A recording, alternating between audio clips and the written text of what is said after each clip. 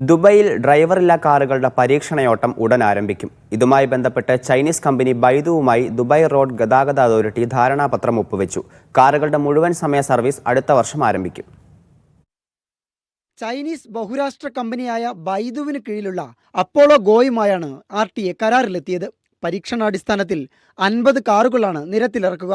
3 വർഷം കൊണ്ട് സർവീസ് നടത്തുന്ന കാറുകളുടെ എണ്ണം 1000-ലെത്തിക്കും. RTA director general Mattar al Tayer, Baidu overseas business manager Halton Niu എന്നിവരുടെ സാന്നിധ്യത്തിലായിരുന്നു ധാരണാപത്രം. കരാർ പ്രകാരം RT6 എന്ന ഏറ്റവും പുതിയ ഓട്ടോണമസ് വാഹനങ്ങളാണ് അപ്പോളോ ഗോ പരീക്ഷണത്തിനായി ഉപയോഗിക്കുന്നത്. ഏറ്റവും ഉയർന്ന നിലവാരത്തിലുള്ള സുരക്ഷ ഉറപ്പു നൽകുന്ന 40 സെൻസറുകളാണ് വാഹനത്തിന്റെ പ്രത്യേകത.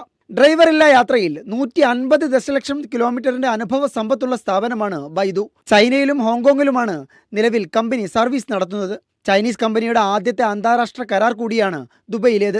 ഡ്രൈവർലെസ് സാങ്കേതികവിദ്യയുടെ സഹകരണത്തിനായി ഫെബ്രുവരി ആദ്യവാരത്തിൽ ഊബർ, വി-റൈഡ്, ബൈദു എന്നീ കമ്പനികളുമായുള്ള കരാർ RTA വിപുലപ്പെടുത്തിയിരുന്നു. 2030 നഗരത്തിലെ ടാക്സികളിൽ 25% ഡ്രൈവറില്ലാ വാഹനങ്ങളാക്കുകയാണ് RTAയുടെ ലക്ഷ്യം.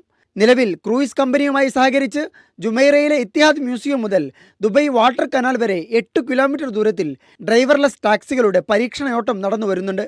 Media 1, Dubai.